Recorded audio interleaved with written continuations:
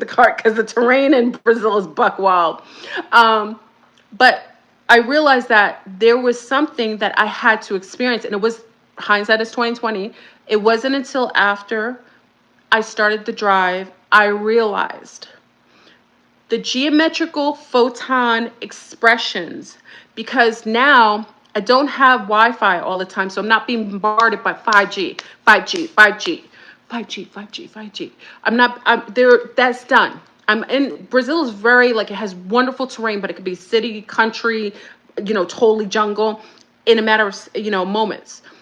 So Wi-Fi, you have enough for travel. So we make sure we always have a map, but you aren't being bombarded with constant Wi-Fi radiation that's bombarding your mind, kind of muting your ability to receive certain kind of quantum information or photonic information. So as I'm driving, I'm receiving all these visuals that are geometrically based in the way that I could never see. I saw terrain that I know was alien.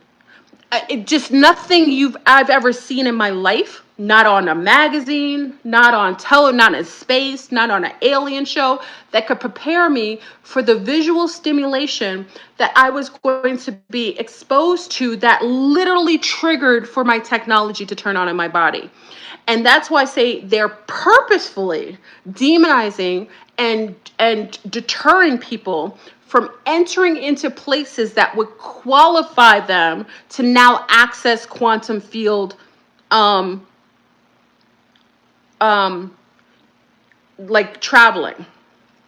Okay, so now I'm perceiving, and I have pictures. I wish I could show you, because I'm on my phone, so I wish I could show you pictures, because it's, like I said, it's nothing like, we woke up one time, I was driving in the dark, and normally I don't like to drive at night, and that's really big in Brazil, because Brazil is, when I say it's black, it's dark. Like, have you ever driven in Virginia or in the South or in Georgia when it's dark on a dark country road? No, that ain't got nothing on Brazil's darkness. It's like black. It's like the midnight. It's like the midnight train. It's like the black hole has sucked you in. So there was a point where I was driving, and I wasn't too far from Bahia, but I know it's far enough, and there's only so much daylight. Many of you know who travel into South America that you only have so much daylight. So if you don't leave early enough, the sun goes down at 5:30 every day, and they don't do the sunlight saving times. So every day 5:30, the sun, you see it goes. I don't even have to look at the clock. It's perfectly in alignment. Goes this way, goes above you, and I know it's going to get dark. So I had to pull over in a the last rest stop, because I'm driving on a road behind a truck, just using him as my guide. And I figured I have to go, because, I'm driving with my family, so I want to make sure I'm safe. Drive off, and, we rest in a truck stop. And the truck stops, let me say, Brazil has some of the safest, most beautiful, healthiest truck stops.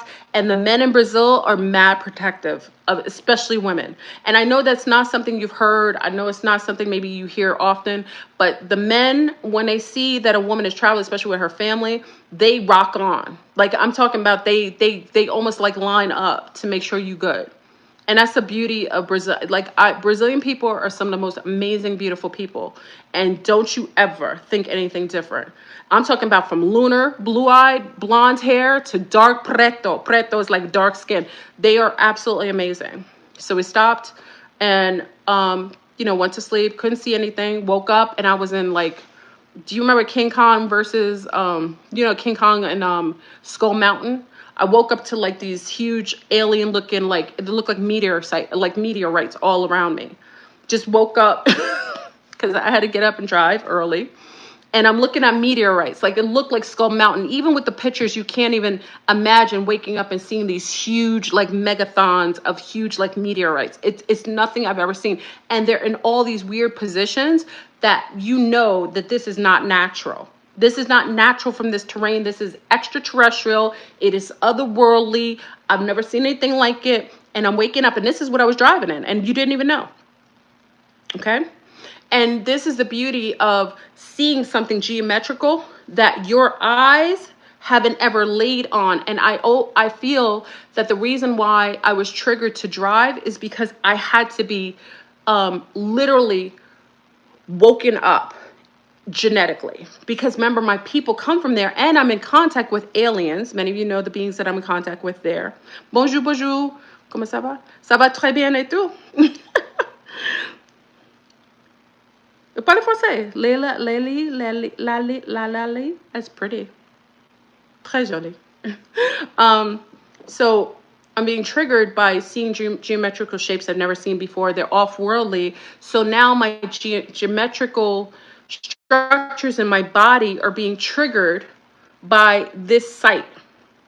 And every place that I drove on this beautiful ride from Sao Paulo to Bahia was triggering a codon, my flux capacitor to literally open and start to work. Now I'm gonna tell you what that means in a minute. But what I mentioned with the flux capacitor, again, if you don't know what that is, watch. Again, I'm gonna explain what it is. But it's a form of technology that allows you to travel through dimensions, through densities, and through time. Time is a false construct. It's artificial. It's only, our only concept of time is through physicality. Okay, physical things. Okay, and as I'm going through this terrain, I'm starting to experience forms of manifestation and thought that literally only need to be spoken and come into reality. Yes, my loves. You know, when it'd be like, oh, the secret, you just have to pretend like you want to be in the secret, and the secret is not a secret, and you just have to pretend and put vision boards, and you got to do all this cool stuff, and you got to pretend like you're in it to win it. My flux capacitor, the technology in my biosphere, my body, my XX, turned on, which allowed me to think thoughts come into reality. Remember, like, what was it? What was the Leave a Genie was like this, right? She went like this. The Bewitched. Remember, she went da-da-da-da-da? Okay? Literally within that moment. And I didn't notice it right away, because at the time I'm trying to make it to my destination. I got my children with me. I'm trying to make sure I gotta get to my homegirl. So I'm on a mission. Now, I should have noticed at the time, because every thought that was coming in my head was showing up, but I was distracted.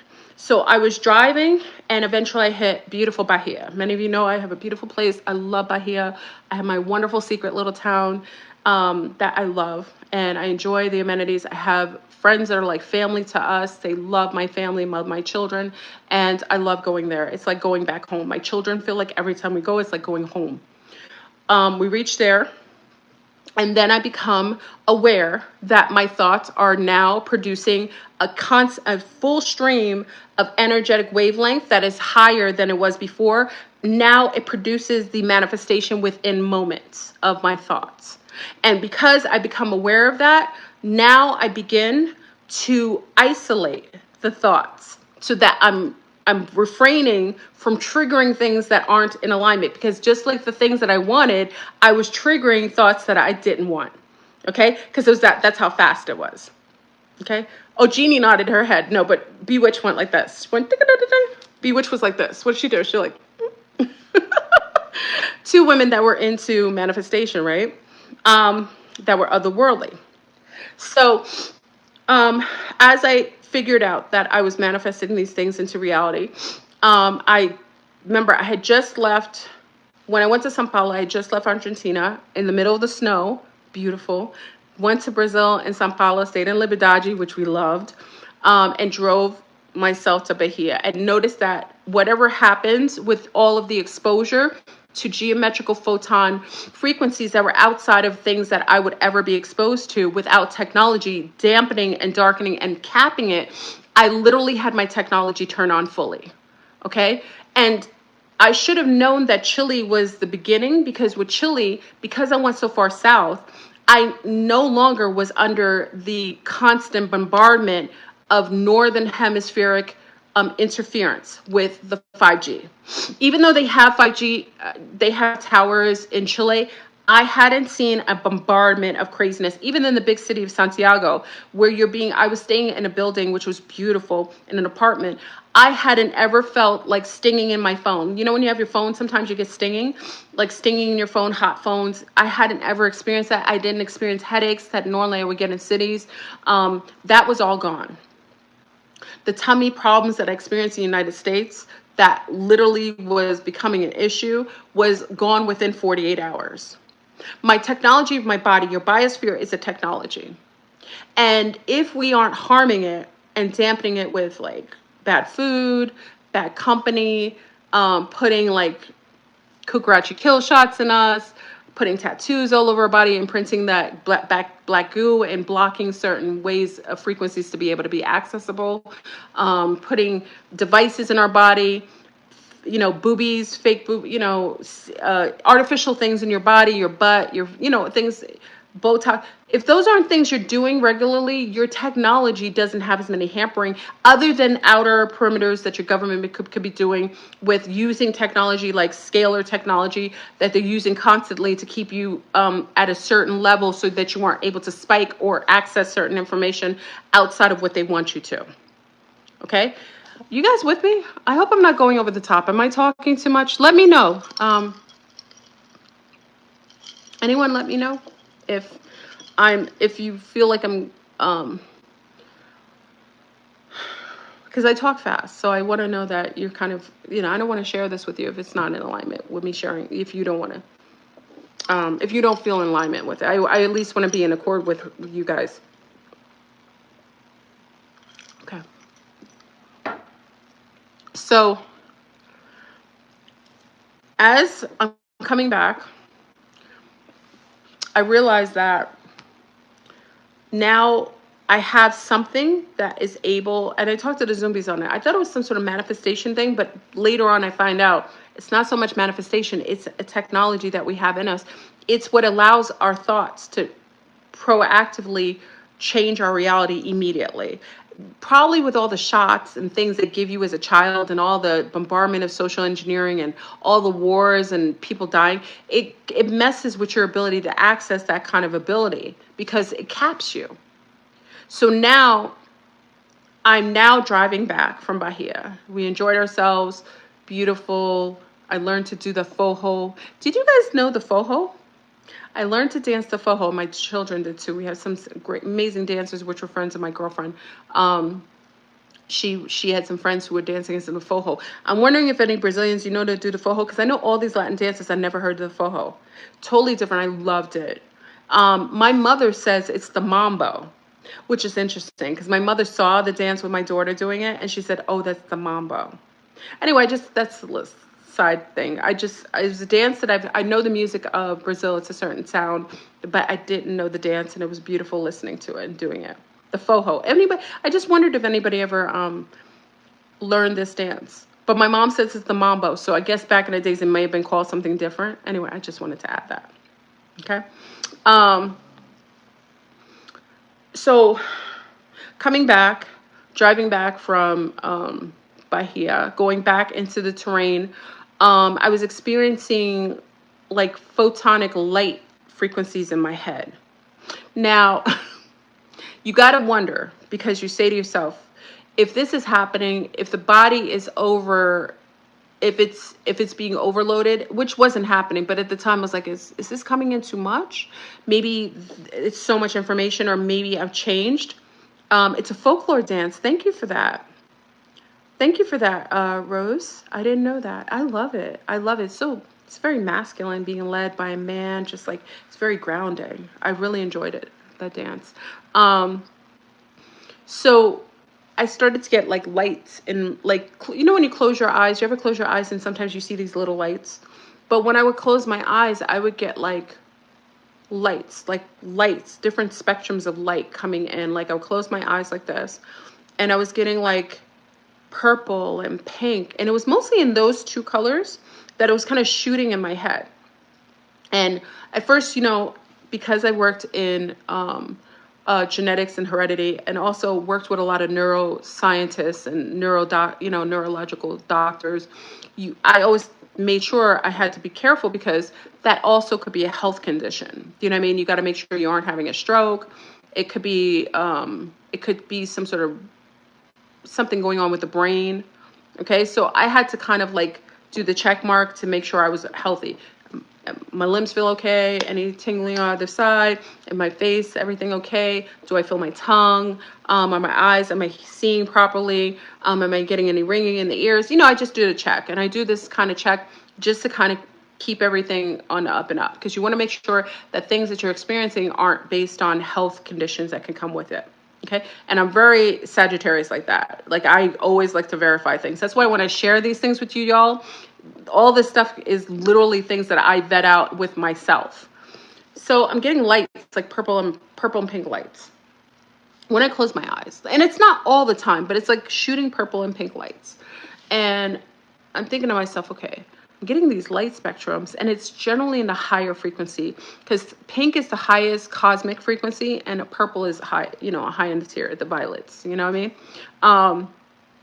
So I'm getting those light frequencies and I'm traveling back. And I noticed that because the Zoomies knew about this, but I should have mentioned this, because right before we reached Sao Paulo, the car broke down, but it was an electrical breakdown, meaning this poor car, y'all.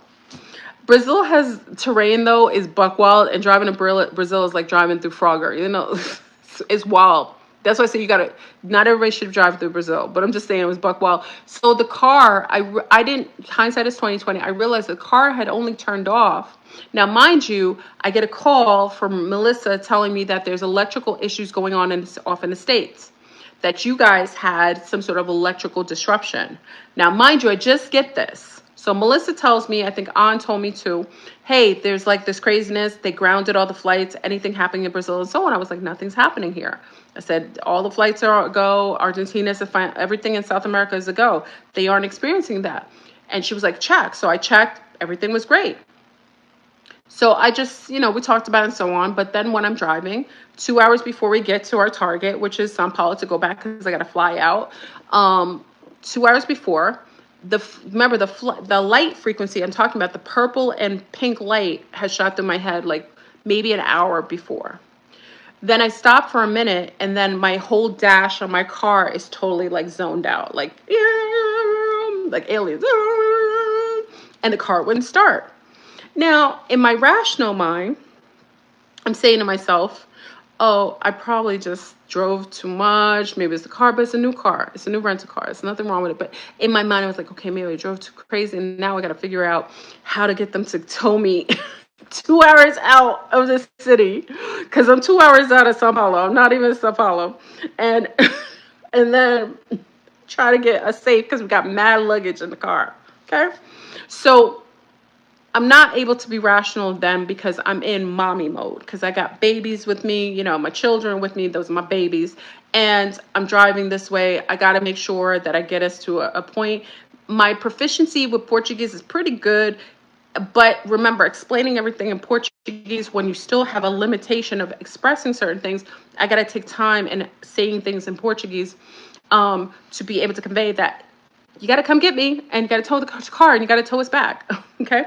So needless to say, we got back perfectly fine. Okay. There was some glitches in that craziness, but I had to realize after the fact that with that light frequency, I think I did something with my flux capacitor, which I think was totally activated with the car.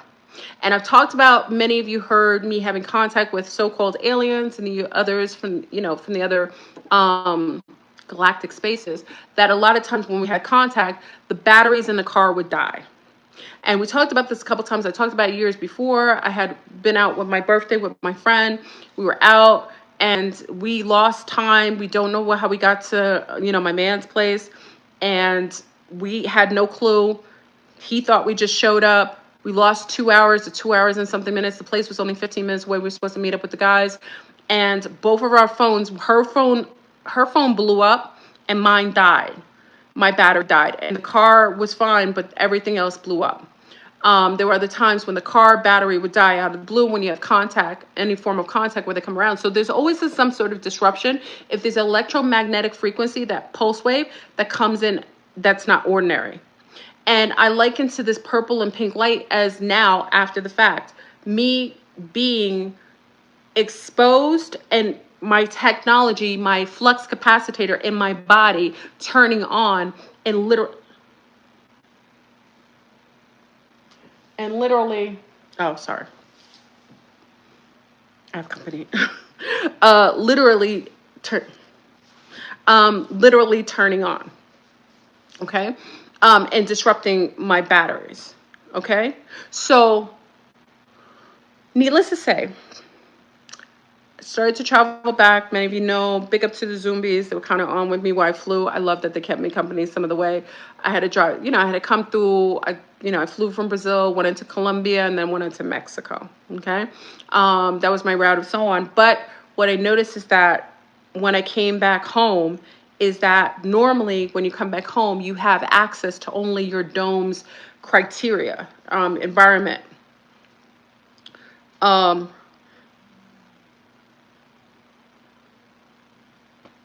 Oh, Bridget, stop, Fleur. I'm one of your regulars, but not so regular listeners, and want to show you some love and graduate to you for sharing your beautiful insight on us. Oh, thank you, Bridget. Thank you, Mama. I appreciate it. Yeah, the phone in New Orleans did the same, right, Selma, when we were at the conference. So, you want me to sing? I'm not a singer. I can't sing. You hear me sing, it's not going to be, it's going to be a frog. So what happened is that when I came back, I assumed that when I came back that I would access my regular terrain. And I am now accessing all of the different realms that I didn't even have access to before. And this is now going on another day. And I realized that my flux capacitor has now activated and I now have access outside the domes. I have access to all of the domes I cross simultaneously. And makes me think that there's some sort of translucency. Remember, it's plasma. The more petrified the dome is, the more petrified the plasma is. When you become faster in speed, it melts the plasma. Plasma becomes more permissible, more permeable. But I realized that my flux capacitor has literally turned on, and I'm going to talk about some of the things that goes along with what are some of the criteria of a type of, according to the movie, what is needed in the flux capacitor. So in the movie, if many of you watch with Michael J. Fox in